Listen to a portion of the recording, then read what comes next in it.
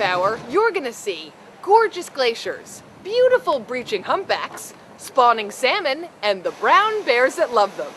Where in the world could I be? Toni on Alaska, right now.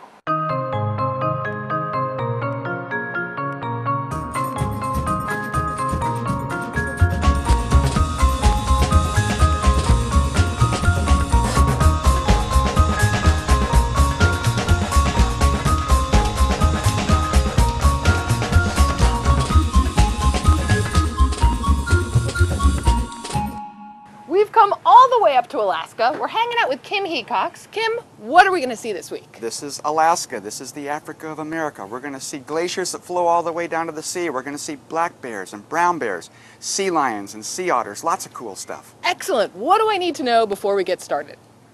Put your boots on. We're going to crawl through the forest and walk along the shoreline. You're going to get a little muddy. You're going to get your hands cold. This is not a cruise. This is an expedition. All right, Kim, I'm ready. Let's do it. As seabirds' lines are tossed, we are off on an adventure through some of the most remote spots in Southeast Alaska.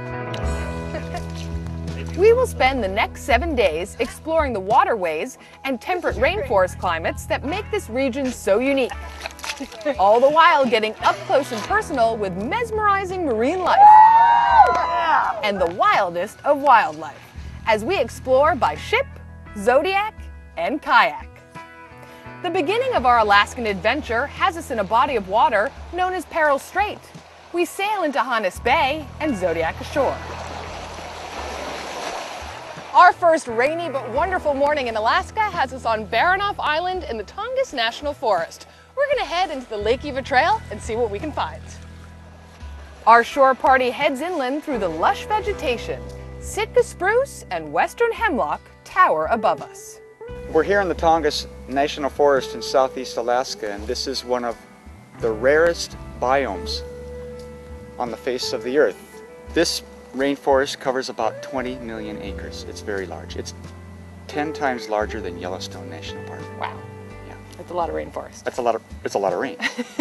And what is so unique about this rainforest? Well, it's rare around the world. You just don't find them that many places. Southeast Alaska, the coast of British Columbia, a little bit in Washington State and Oregon, then southern Chile on the coast, and the southern island of New Zealand. That's it. So this particular rainforest is large, but this is a large sample of a rare thing. We are hiking toward Lake Eva in hopes of spotting salmon in the river that have begun to spawn. And indeed, we find these fish swimming upstream into fresh water where they will lay their eggs and eventually die.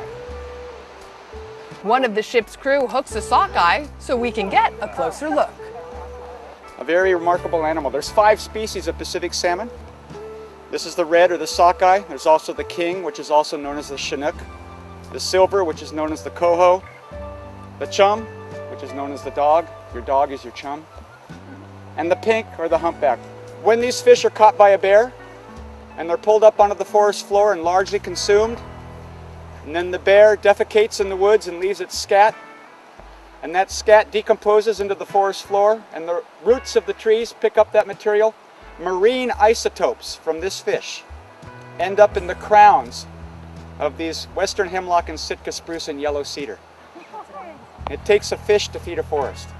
So this guy wants to go now. We want him to reproduce, don't we? Yep. Kim puts this salmon back into the river, and we turn to head further up the trail. And where there are spawning salmon, there is likely to be the coastal brown bear. If we're really lucky, we might get to see one today. This fresh bear scat is a telltale sign that not only are animals nearby, but that bears do in fact do it in the woods.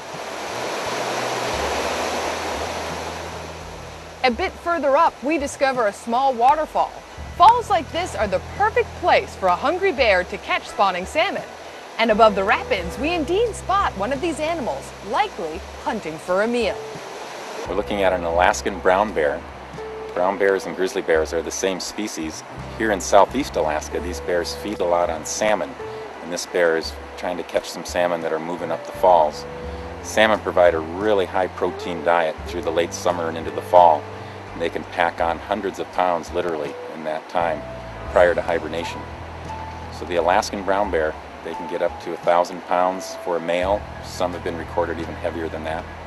This is sort of an average sized brown bear here, and probably one that comes to the Lake Eva system on a yearly basis, familiar with the resources here. This isn't the only bear that comes to Lake Eva to feast.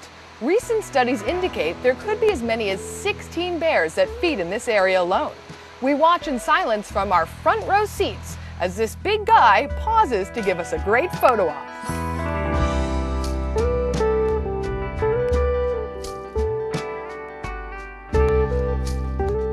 These bears are often called the ABC bears because they inhabit the islands of Admiralty, Baranof, and Chichikov.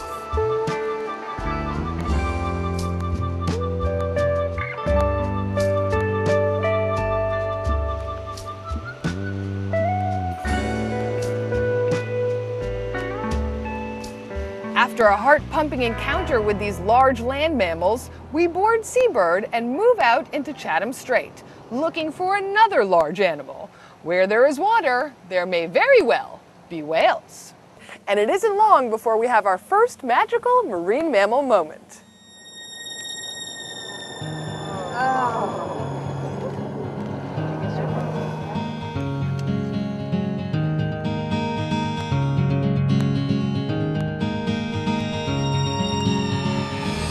We find ourselves in the company of the humpback whale.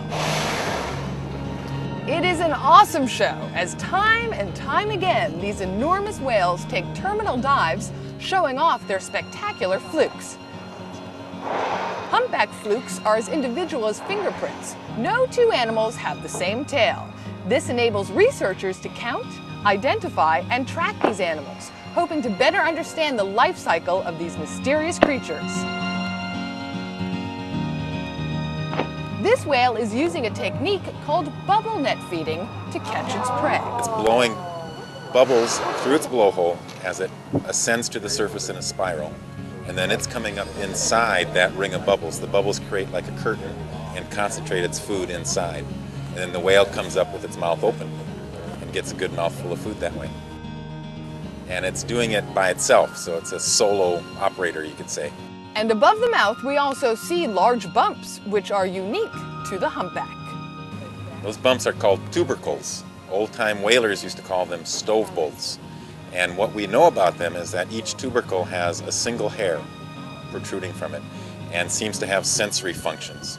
So perhaps for detecting water currents around the head. But otherwise, they're somewhat of a mystery as far as exactly what they might be doing with those. We end our day in awe of these incredible creatures as this whale seemingly waves goodbye, leaving us to wonder what tomorrow may bring. Oh my